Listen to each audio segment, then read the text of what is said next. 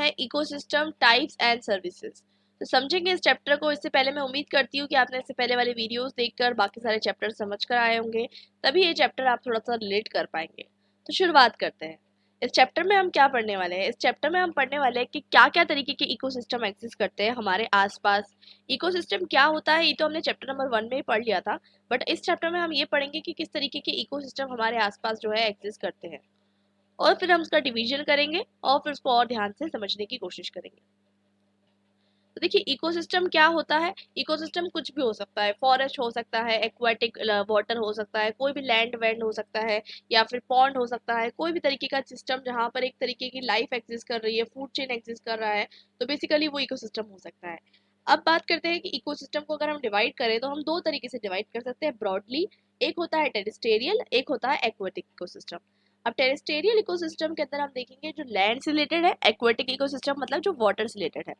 और जब हम किसी भी इकोसिस्टम का डिस्ट्रक्शन करते हैं, फॉर एग्जांपल हम फॉरेस्ट को डिस्ट्रक्ट कर रहे हैं, इसका मतलब हम वहाँ का हैबिटेट को डिस्ट्रक्ट कर रहे हैं। और हम यही कर रहे हैं बिकॉज हमारी पॉपुलेशन जो है वो इतनी ज़्यादा बढ़ते जा रही है कि हमें ज़रूरत पड़ रही है कि अब जो है हम क्या करें, इकोसिस्टम को डिस्ट्रॉय करने लग गए हैं। बट ज़रूरत क्या है, डे की ज़रूरत क्या है, नीड ऑफ द डे ये है कि हम उसे प्रिजर्व करें, और यही इसलिए आपको जो है पढ़ाया जा रहा है। अब बात करते हैं टेरिटोरियल इकोसिस्टम के अंदर और कौन से इकोसिस्टम आते हैं। टेरिटोरियल इकोसिस्टम के अंदर एक इकोसिस्टम जो आता है वो है फॉरेस्ट इकोसिस्टम। आपको पता है फॉरेस्ट के अंदर सब कुछ होता है। फॉरेस्ट के अंदर ट्रीज होती है, शर्ब्स होती है, क्लाइंबर्स होती है, ग्राउंड कवर, बहुत सारी चीज़ें होती है, एनिमल्स भी आते हैं, इसमें सब चीज़ आती है। और सबसे इंपॉर्टेंट चीज़ मैंने आपको बताया था, इकोसिस्टम के अंदर लिविंग बींग्स भी आएंगे, नॉन लिविंग बींग्स भी आएंगे। नॉन लिविंग बींग्स मतलब मैंने आपको बताया जैसे कि फॉर एग्जाम्पल वुड, ठीक है, या फिर क्या कहते हैं, जो भी जितनी भी चीज़ें हैं वो सारी चीज़ें जो है नॉन लिविंग कंपोनेंट्स, चाहे एयर हो, चाहे वहाँ का जो है आप क्लाइमेट देख लीजिए, टेम्परेचर देख लीजिए, ये सारी चीज़ें भी जो है इकोसिस्टम का पार्ट है। और आपको ये भी पता है कि डिफरेंट तरीके के फॉरेस्ट एग्जिस्ट करते हैं। कुछ फॉरेस्ट ऐसे होते हैं जो कि एवरग्रीन फॉरेस्ट होते हैं, tropical, deciduous, different sort of forest जो है एग्जिस्ट करते हैं। अगर हम बात करें फॉरेस्ट इकोसिस्टम की, तो फॉरेस्ट इकोसिस्टम के अंदर मैंने आपको बताया नॉन लिविंग कंपोनेंट्स के अंदर temperature, rainfall, topography, soil properties, वहाँ की सॉइल कैसी है, ये सारी चीज़ें भी आ जाता है। और इसके अलावा अगर हमको और ज़्यादा डिवाइड करना है फॉरेस्ट को, तो किस तरीके के प्लांट्स वहाँ पर उगते हैं, इस बेसिस पे हम इसको डिवाइड करते हैं। अब बात करते हैं कि इंडिया के अंदर किस तरीके के फॉरेस्ट जो है एग्जिस्ट करते हैं। ब्रॉडली जो इंडिया में फॉरेस्ट एग्जिस्ट करते हैं उसको हम दो तरीके से डिवाइड करते हैं, कनिफरस फॉरेस्ट, एक ब्रॉड लीफ फॉरेस्ट। ठीक है, दोनों का क्या मतलब है, तो बेसिकली किस तरीके के स्पीशीज वहाँ पर ट्रीज के उगते हैं उसके बेसिस पे हम उसको क्लासीफाई करते हैं। इसके अलावा जैसे कि हम देखते हैं डिवीजन, मैंने आपको बताया एवरग्रीन फॉरेस्ट हो सकता है जहाँ पर हमेशा, जैसे कि आप 12 महीने जाएंगे तो आप वहाँ पर आपको लीव्स जो है ग्रीन दिखेगी। डेसिडियस फॉरेस्ट हो सकता है, जीरोफाइटिक जो क्या कहते हैं ड्राई एरियाज में उगता है, थॉर्न ट्रीज के बेसिस पे हम कर सकते हैं। मैनग्रोव फॉरेस्ट जो पर्टिकुलरली हमारे इंडिया में एक स्पेसिफिक जगह है आप देखेंगे वहाँ पर ही उगता है। उसके बाद हम देखेंगे कि जहाँ पर जो स्पीशीज ऑफ प्लांट ज़्यादा फेमस है उसके बेसिस पे भी जो है नाम रख दिया जाता है फॉरेस्ट का, जैसे कि साल फॉरेस्ट या फिर टीक फॉरेस्ट, इसमें से आप फर्नीचर बनाते हो इसकी जो वुड्स को यूज़ करके। ठीक है, तो यहाँ पर हम देख सकते हैं कि फॉरेस्ट के अलग अलग नाम रखे जाते हैं, बट बेसिकली दो तरीके से हम इसको क्लासीफाई कर सकते हैं। कनिफरस फॉरेस्ट क्या होते हैं, देखिए कनिफरस फॉरेस्ट ऐसी जगह पे पाए जाते हैं जहाँ बहुत ठंडी जगह हो। इसके जो शेप होते हैं ना, कोन शेप होता है, ये कोन शेप, आपने क्रिसमस का ट्री देखा है ना, कोन शेप होते हैं। और क्या कहते हैं इसकी जो नीडल्स होती है ना, ये नीडल्स लाइक, मतलब इसकी जो लीव्स होती है निडल लाइक होती है। ऐसा इसलिए क्योंकि कहीं ना कहीं आपको देखने को मिलता है कि यहाँ पर जो है कहीं ना कहीं आप देखेंगे, ऑफ कोर्स ही बात है, जैसा हैबिटेट रहेगा वैसा ही प्लांट अपने आप को अडॉप्ट करेगा। तो यहाँ पर स्नो बहुत ज़्यादा है, और क्या कहते हैं कहीं ना कहीं आपको देखने को मिलेगा ट्रांसपिरेशन जो है मिनिमाइज करना है। इस वजह से जो है निडल लाइक जो है लीव्स रहेगी, ताकि जो स्नो उस पर गिरे तो वो उसको शेड ऑफ कर सके। तो इसलिए जो है कहीं कहते हैं कनिफरस फॉरेस्ट जो है इस तरीके से डिजाइन रहता है। ऑफ कोर्स ये सब नेचर का जो है डिजाइन करा हुआ है। बात करते हैं कि ये कहाँ पर फाउंड होता है, ये फाउंड होता है हिमालयन माउंटेन रीजन्स पे। और ये जो फॉरेस्ट होते हैं ये स्नो कवर्ड रहते हैं क्योंकि यहाँ का टेम्परेचर 0 से बहुत कम रहता है। दूसरी बात यहाँ पर मैंने आपको बता दिया कि इसमें जो है निडल लाइक लीव्स रहती है, और इसके अंदर जो है मेनली जो पाइन और डिओडार ट्रीज होते हैं ये फाउंड होते हैं। इसी के साथ कुछ एनिमल्स भी फाउंड होते हैं यहाँ पर, आपको पता है क्योंकि मैंने आपको बताया फॉरेस्ट में सिर्फ ये नहीं है कि प्लांट्स की इकोसिस्टम का हिस्सा रहेंगे, फॉरेस्ट में गोट, शेप, हिमालयन ब्लैक बियर्स, ये सारी चीज़ें जो है यहाँ पर जितनी भी स्पीशीज फाउंड होगी वो सब जो है फॉरेस्ट का पार्ट है। लियोपर्ड हैंगूल, हिमालयन ब्राउन बियर, ये सारी चीज़ें जो है बेसिकली आपको देखने को मिलता है, फॉरेस्ट का पार्ट है। आपको जिम्नोस्पर्म्स भी इसमें देखने को मिलेंगे। आपको जो है आप फोटो सर्च कर लेना, आपको नेट पे दिख जाएगा, मैंने निकाल के दिखाती हूँ आपको। जिम्नोस्पर्म्स जो है आपको मतलब एक कुछ सीड्स की तरह रहेगा, ठीक है। मतलब इंस्टेड ऑफ लीव्स वहां पर क्या रहेगा, कुछ सीड की तरह रहेगा, ताकि जो है आपका कहीं ना कहीं जो मतलब लीव्स नहीं रहेंगे वहां पर, कुछ इस तरीके का आप स्ट्रक्चर देख सकते हैं। जिम्नोस्पर्म्स आप सर्च करना नेट पे, आपको जो है फोटो दिख जाएगा। कुछ इस तरीके का जो है आपका सीड लाइक स्ट्रक्चर आपको देखने को मिलता है। आई होप यहाँ तक कि आपको चीज़ें जो है क्लियर है। तो ब्रॉड लीफ फॉरेस्ट की बात करते हैं। ब्रॉड लीफ फॉरेस्ट को हम फर्दर क्लासिफाई कर सकते हैं, जितने भी टाइप के फॉरेस्ट होते हैं, एवरग्रीन फॉरेस्ट हो, डेसिडियस फॉरेस्ट आपने पढ़ा होगा, थॉर्न फॉरेस्ट, मैनग्रोव फॉरेस्ट, इन सबको हम इस सब पे क्लासिफाई कर सकते हैं ब्रॉड लीफ फॉरेस्ट को। अब एवरग्रीन फॉरेस्ट क्या होता है? तो एवरग्रीन फॉरेस्ट पर्टिकुलरली हम बात करते हैं कहाँ पर मिलता है, तो वेस्टर्न घाट्स में मिलता है। इंडिया का मैप याद कीजिए, देखिए इंडिया का मैप आपके दिमाग में हमेशा होना चाहिए, ठीक है। तो वेस्टर्न घाट्स की बात हो रही है, मतलब यहाँ पर ये जो आपका पेनिनसुलर इंडिया है, ये आपका पेनिनसुलर इंडिया है, यहाँ आपके ईस्टर्न घाट्स है, ठीक है, यहाँ आपके वेस्टर्न घाट्स है, तो आपको यहाँ वेस्टर्न घाट्स में मिलता है ये। तो इसमें रेनफॉल बहुत ज़्यादा होती है, पर्टिकुलरली आपको पता है एक लीवार्ड एरिया है, एक विंडवार्ड एरिया है, वो सब आपको पता है।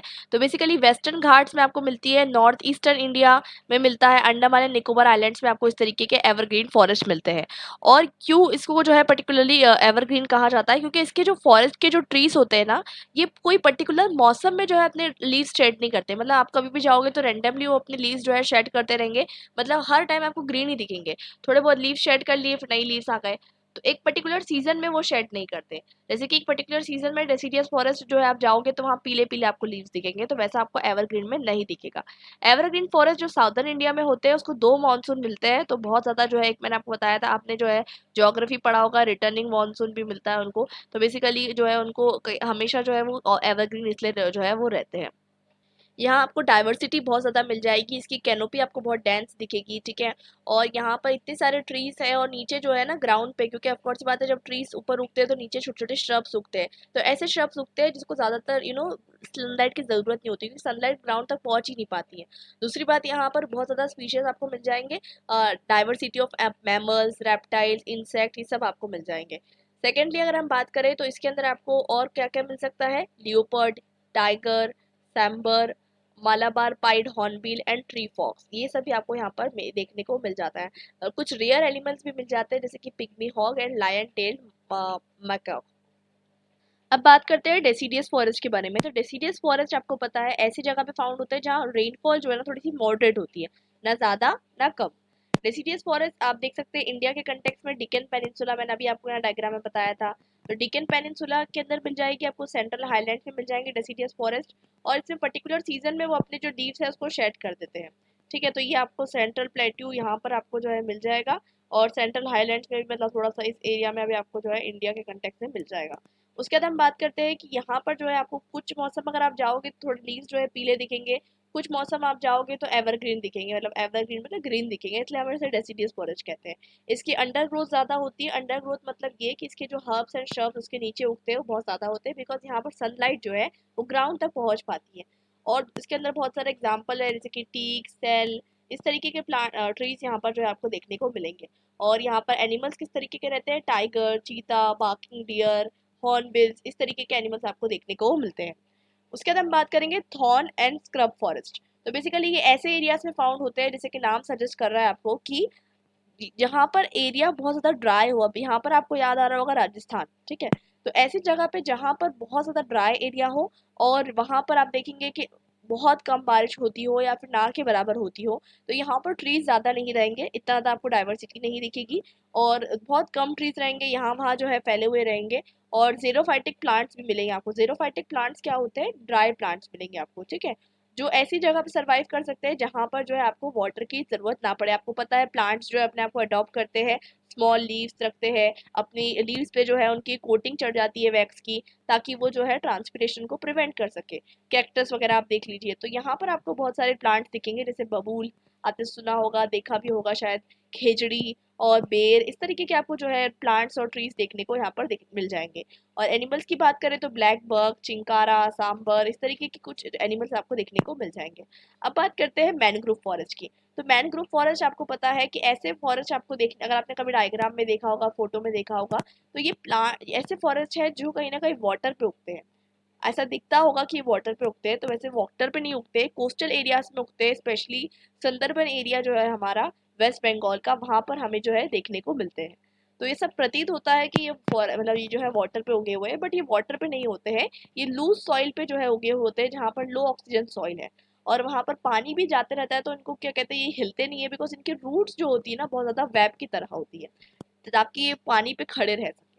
और ये बहुत इंपॉर्टेंट होते हैं, इसके बहुत सारे बेनिफिट्स होते हैं मैनग्रोव फॉरेस्ट के। अगर आप पढ़े तो कहीं ना कहीं मैनग्रोव फॉरेस्ट इंडिया के लिए बहुत ज़्यादा यूजफुल है। लेकिन अब धीरे धीरे हर चीज़ जो है आप देखेंगे कि किस तरीके से डिक्लाइन होते जा रही है। तो मैनग्रोव फॉरेस्ट क्यों ज़रूरी है? मैनग्रोव फॉरेस्ट इसलिए ज़रूरी है कि वहाँ पर आप देखेंगे कि स्टेबलाइजेशन बना हुआ रहता है।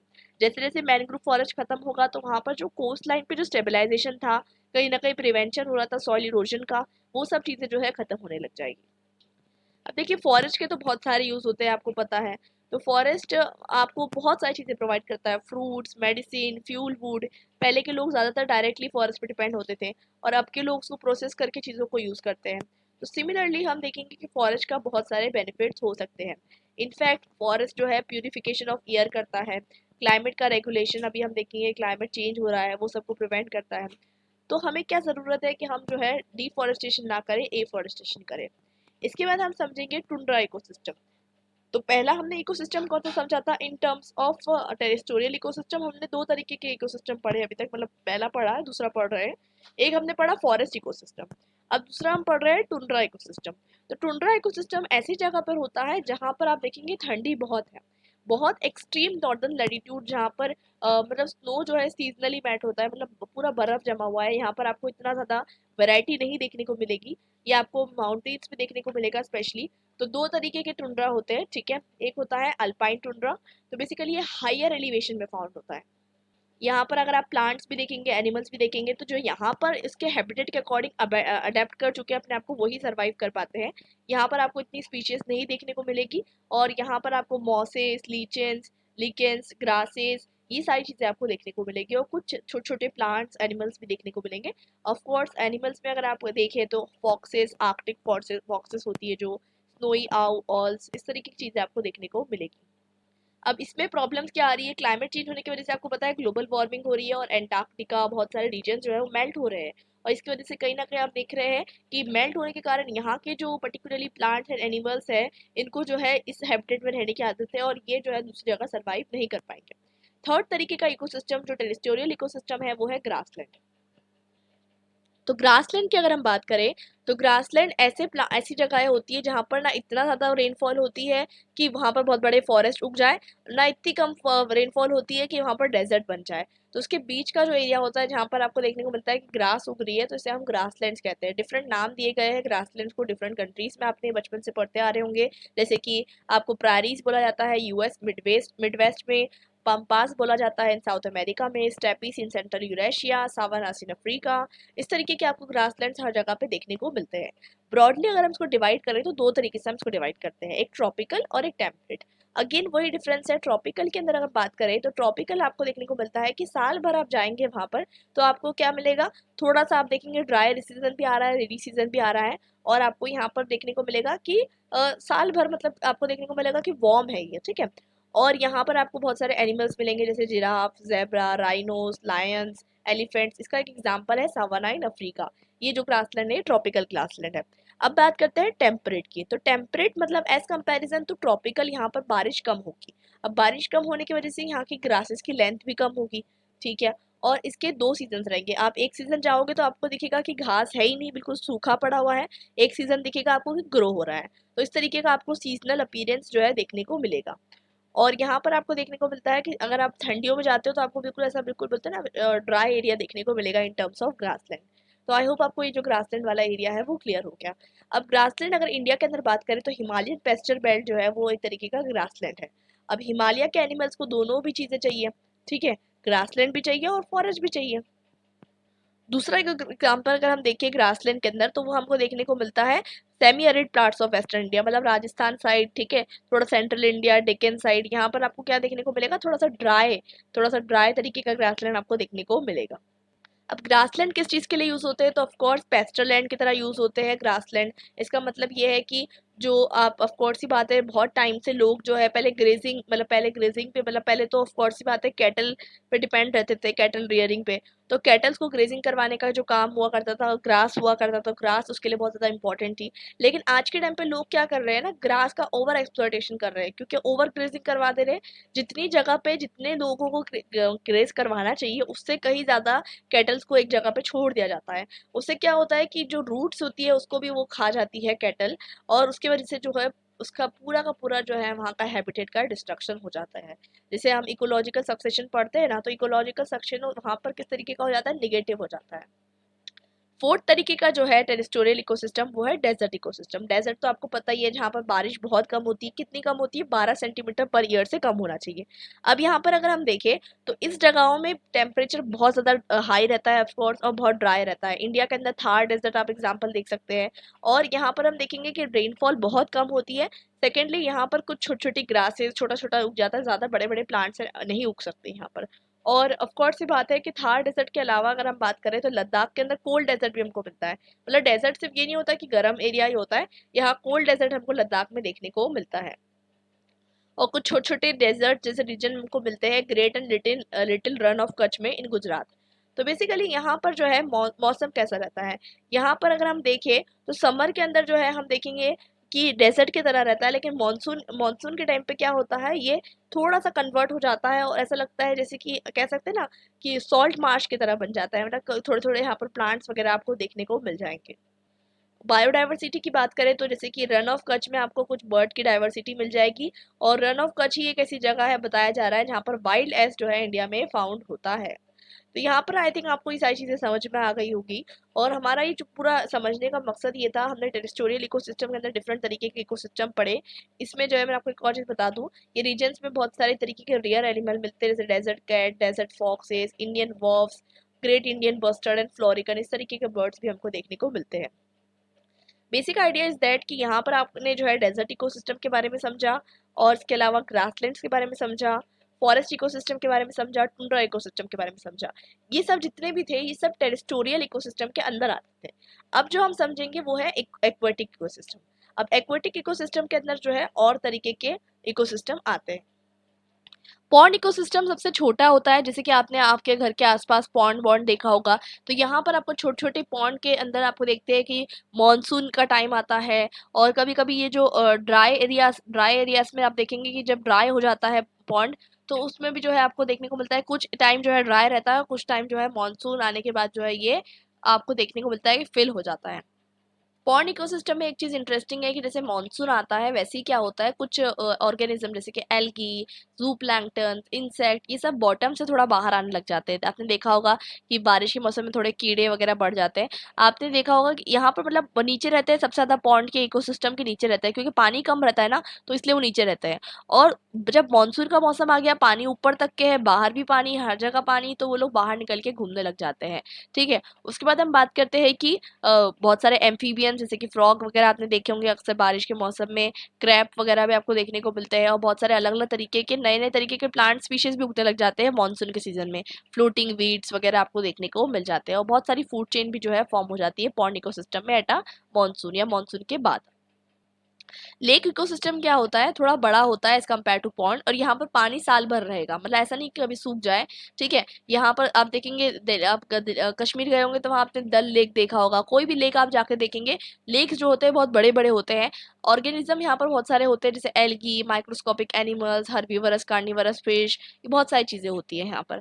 और कुछ फिशेज जैसे कि कैट फिश वगैरह भी आपको देखने को मिलती है। तो कहने का मतलब ये है कि यहाँ पर जो है इकोसिस्टम के अंदर आपको देखने को मिलता है कि बहुत ब्यूटीफुल सा एरिया होता है यहाँ पर। इससे कहीं ना कहीं टूरिज्म प्रमोट होता है। यहाँ पर आप बोट्स जो है आप मतलब चला सकते हो, इस तरीके की चीज़ें होती है, लेकिन फिर भी हम इसको डिस्ट्रॉय कर रहे हैं। कहीं ना कहीं फिशिंग कर सकते हो, लेकिन लोग इसको जो है कहीं ना कहीं डिस्ट्रॉय कर रहे हैं फ्रॉम द पॉल्यूशन।